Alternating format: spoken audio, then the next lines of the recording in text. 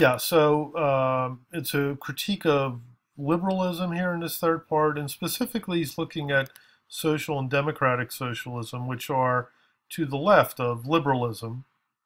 Um, Liberalism you could understand as basically, what the current Democratic Party sort of stands for, and to a great degree the Republican Party. They're both sort of forms of moderate, uh, moderate liberal thinking. One is more oriented toward the right a little bit. One's more oriented toward the left. So the traditional Democratic and the traditional Republican Party, I should say, might reflect this best this liberal idea that we're talking about here. But he's going to critique actually more socialism and democratic socialism, what is more like the social welfare state, more the liberal sort of social welfare network state. So he's going to be critiquing that and as a revolutionary construct or movement. He's ultimately going to say, or they're going to say, uh, that it is socialism and democratic socialism are non-revolutionary. They're band-aids.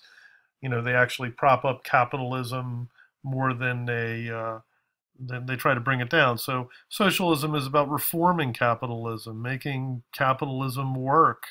Um, and ultimately, Marx and Engels, don't see this as any type of solution. It might be a solution for the middle class, but it's definitely not a solution for the working class. That the working class, the proletariat, will continue to be exploited and ground into the stone of capitalism. So it's not a solution for them.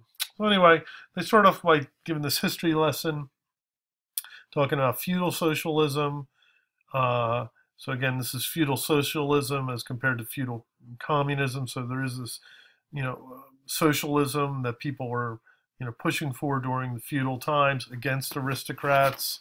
Um, but he says, that, or they say ultimately that it does not, um, it starts to point to the problems, but it ultimately doesn't. Um, uh, it's always saying this socialism or socialism in general.